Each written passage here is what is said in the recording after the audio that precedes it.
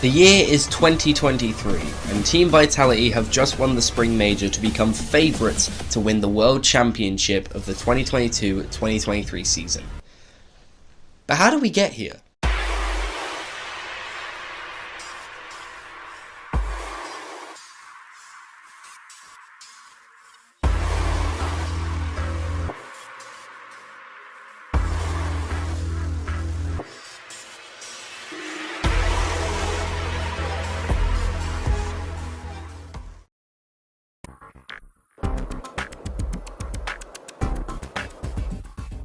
Our story starts with Mockit Esports. Now I know they're not Vitality, but trust me, they turn into Vitality, just bear with me. Mockit's EU team, which is the one we care about, had a starting roster of Turbopulsar, Psyche and Pashy. Now whilst this sounds like a good roster, it apparently wasn't, as they got dead last in the first season of RLCS, which led to them all disbanding within 2 days. Pashy then regretted this decision and came back to Mockit with Devo and Violent Panda. This team, much unlike the other one, actually did well and they came second in RLCS Season 2. Surely this roster could do something brilliant next to they're all gone. Another roster with them formed consisting of Mystic, Theripeak and Kaydop. Hold on a minute, that sounds familiar. This team also came second in RLCS, however much unlike the other team, they didn't leave to make a new team, they just left.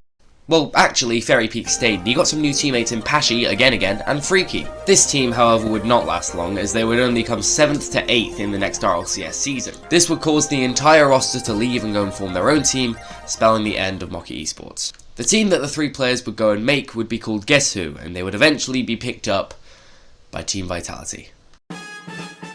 Team Vitality's first season would not go very well, as they would get swept by Cloud9 and then taken out of the lower bracket by Evil Geniuses. Now of course some more notable stuff happened that season, but this is about Vitality, not NRG, so we'll move on. Vitality would then kick Freaky and bring on the young prodigy Scrubkiller in order to try and improve the team. It did not improve the team, as they didn't even make the World Championship next season. This caused them to get rid of Pashy and bring on Kaydop. This team would qualify for next season's RLCS finals, after topping their EU group after they came 4th last season. But after what happened in Season 5, are they ready? The answer turned out to be a resounding yes. In the group stage, they would actually fall 3-1 to G2, however, that wouldn't faze them. Every other EU team would get knocked out by NA, with Cloud9 beating Barcelona, G2 beating PSG, and Rogue beating Triple Trouble. Team Vitality, however, would beat NRG 3-1 in the first round. Then, they would go and sweep Cloud9, who were the team that swept them back in Season 5. Then, they would go and sweep G2, who were the team that beat them in the group stage, to win the entire thing. But Vitality weren't done. There were more seasons and they had more to offer. Vitality had an unchanged roster going into this season, which just showed how confident they were in their abilities. However, the rest of the world had been making their teams as perfect as possible to try and match Vitality. And match Vitality they did. Vitality got off to a good start, defeating E-United 3-1, but then NRG would beat them 3-2. This didn't faze Vitality, however, as they beat Pittsburgh Knights 4-2 and then went on to beat Dignitas 4-3. NRG on the other side of things managed to beat Space Station Gaming 4-1 to go up against Vitality in the Grand Final. In this Grand Final, Vitality were looking to get 2 World Championships in a row, but they were denied by a Game 7 overtime winner by Justin. And Vitality were never the same after that game. And nor was the world, because coronavirus happened. Yeah! This basically meant that only regionals were going to be happening, which Vitality lost. And this would stay the same throughout RLCS X, which they wouldn't actually have a world championship, it would also only be regionals, but like a regional championship. It also wouldn't help that Team BDS existed now, and they had the best team anyone had ever seen. And with that, it looked like Team Vitality's reign at the top was over. They'd been beaten by Dignitas, Team BDS looked way better than them, and they also kicked Scrubkiller out for Alpha 54.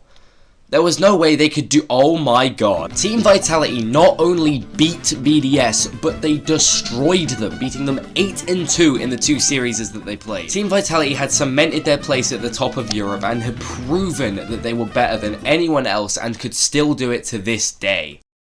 Then 21-22 happened. Team Vitality managed to only barely make it into the full major, falling way behind any of the top 4. They would then only win 1 series at the full major, going out completely. Next split they— wait, where are they? Oh yeah, down here. Next split they wouldn't even make top 10, and it would only get a little bit better for them next split, as they would only make top 7, completely counting them out of Worlds. This would go down as their worst season ever, and some major changes were needed. But first, I would like to ask you to subscribe. I've never asked for subscriptions on the channel before, and I feel like it has definitely been a bit detrimental to me considering I haven't gained subscribers since about 2020. I'm going to try and pump out videos like this more often, so if you want more of this, then subscribe and you'll be notified about it. Anyways, enough of me begging, let's get back to the actual video. The 22-23 season marked a new era for Team Vitality. Everyone from the original World Championship winning team had gone. Alpha 54 and Vitality found a new player in Radosin. But they still needed a third, which they did find in Saizen, but he wasn't great. They needed one of the best players in the world to turn them back into that World Championship winning side we saw back in Season 7. And then, he came along. Vitality didn't even make the first major after missing out on the third regional. However, they would be able to make the second major where they go out in the quarterfinals to Team Liquid. In the final split, Zen would finally be allowed to play, and he would lead Vitality to win their first thing that they've won since the regional championship back in RLCSX. But no one expected what he would do next. Vitality would go on to win both of the other two regionals, making them the first team to three-peat in a split. This obviously qualifies them for the Spring Major, and they go on and have actually a bit of a rocky start. They drop again to Elevate and just barely beat Complexity thanks to an open net miss from CRR. Then they advance to face BDS, who knocked them down to the lower bracket. It's here they will go on a rampage, sweeping Gen G, the only last NA team in the tournament, and also sweeping Rule 1, setting a record for the longest overtime in LAN history. Then a Game 7 overtime would allow them to beat Karmine Corp thanks to a goal from Alpha 54. And finally, just like RLCSX, Team Vitality beat BDS 2 times in a row, absolutely destroying them yet again to win the Spring Major.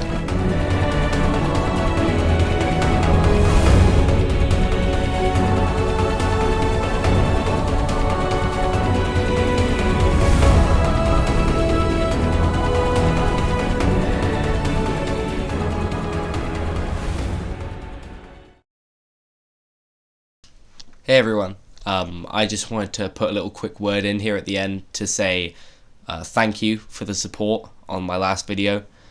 It was a video that I put a lot of time into and a lot of effort into, and I tried a lot of new things with it. I was really proud of it, and putting it out I didn't think it was going to do very well, but it did very well. You know, for a YouTuber like me, only 83 views. It's not loads for like one of the big guys, but for me, it's massive. So I've tried the same thing with this video. I hope this video can do the same. And I definitely haven't just added this segment in so I can stretch it out to 8 minutes, so that YouTube won't bury it in the recommendations and will instead actually recommend it to people. But I do genuinely want to say thank you for the support on the last video. It was great. Just watching the numbers tick up day by day, and also some of the nice comments that some of you left. I just want to say thank you. So yeah, bye.